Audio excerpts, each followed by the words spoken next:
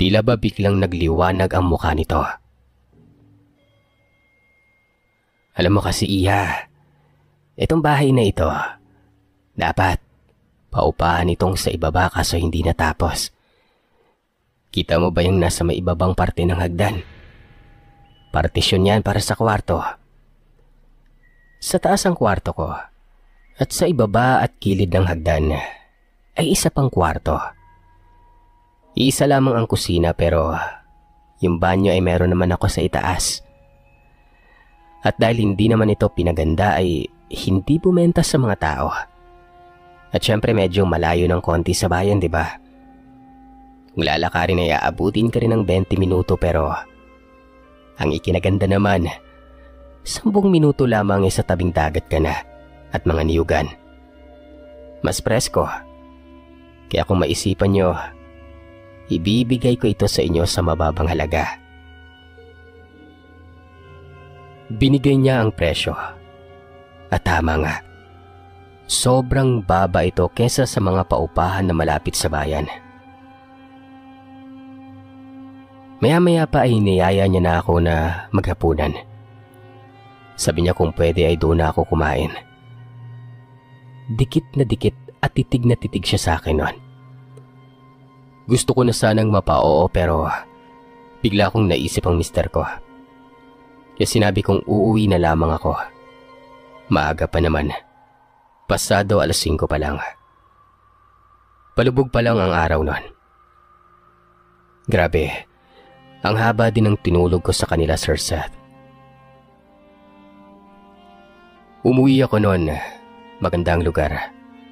Tagong-tago sa bayan at para bang na-refresh ako na talagang ito yung klase ng ambience na hinahanap ko. Kanya-kanyang buhay ang mga taong malalayo ang kabayan. Tapos ay sinabihan naman ako ni Inang na kung ilang paliko bago nga ako makarating sa bayan. Nang makarating ako sa bahay ay nakita ko ang mister ko na nag-aalala. Ikinuwento ko sa kanyang nangyari. Nagalit pa ito pero mas lamang ang pag-aalala niya. Nung gabi ding yun, hindi ko maalis sa isip ko yung offer ni Inang.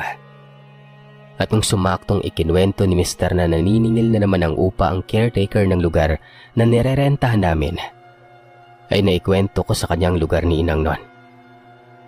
Bagay na nagkaroon agad siya ng interes. Nung day off niya ay pumunta kami doon. Tinanggap naman kami ni Inang ng maayos. Hindi naman naging negatibo ang tingin ni Dingo sa lugar. Lalo na at hikaos kami noon. Mga ilang linggo pa kaming nalagi sa paupahan sa bayan kasi kailangan pa naming isettle ang mga utang namin sa upa.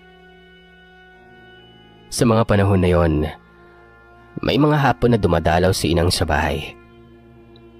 Nakapagtataka, nawala ang amoy niyang hindi kaaya-aya noong mga panahon na ito.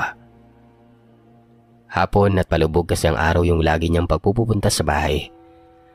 Ang rason niya ay para hindi mainitan. Paminsan-minsan ay naaabutan siya ni Mister. Pero madalas ay hindi.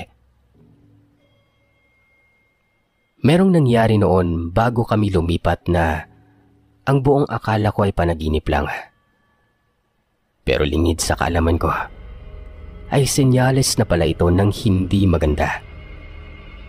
Alam ko ay nakaidlip ako isang hapon matapos ng tanghalian noon. Naging antukin ako malala noong mga ilang araw.